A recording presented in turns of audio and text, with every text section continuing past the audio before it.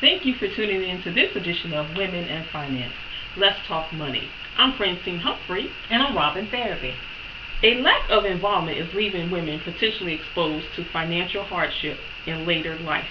And this is by author R. Willis.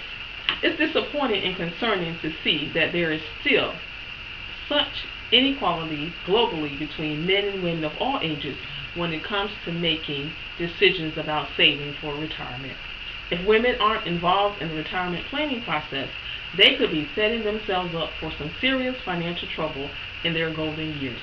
Robin, let's talk about the statistics that you found doing your research. Thanks, Francine. One of the main obstacles for women in planning effectively for retirement is their lack of confidence. The Transamerica survey concluded that among women of all ages, only 8% of women are very confident that they will be able to fully retire with a comfortable lifestyle, while 21% are not comfortable and only 11% of women in their 20s are very comfortable.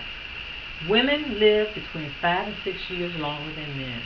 Women make up 75% of the elderly poor, and 80% of women living in poverty were not poor before their husbands died. Francine? Sometimes women are their own worst enemies. So what should women be doing? Here are 5 steps to get you started. Find a financial consultant like Ms. Robin Ferebee. Thank you. If your spouse won't let you in on the family financial planning, talk to an advisor to help you understand what you need to do for retirement. If you lack interest in that factor, ask your family advisor to give you some key points that you need to know. And number 2, be frank with your spouse. If single, be frank with yourself. Make it clear that you need to know what's going on with the family's money. After all, women live longer than men and are often left alone to make all the financial decisions. If there are gaps in your knowledge of where you stand, ask your spouse to explain the family financial situation. Francine? Number 3, trust yourself. Research shows that women who do invest are better at it than men. Female investors are more diverse and panic less than guys. Know that given a little knowledge, you can make smart choices. Number 4, have your own bank account. Now, Robin, what do you think about that?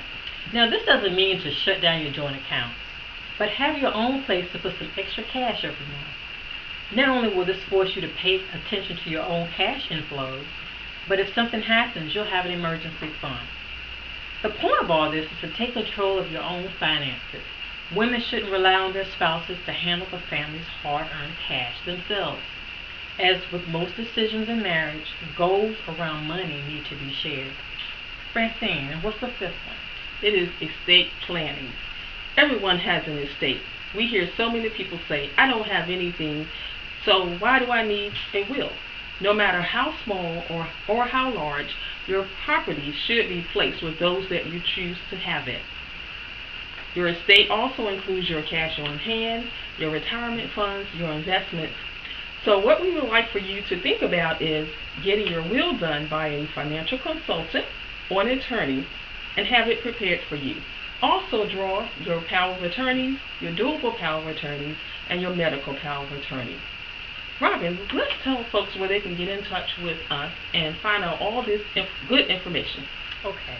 And for more information on women in finance, please visit www.letstalkmoneyonline.com.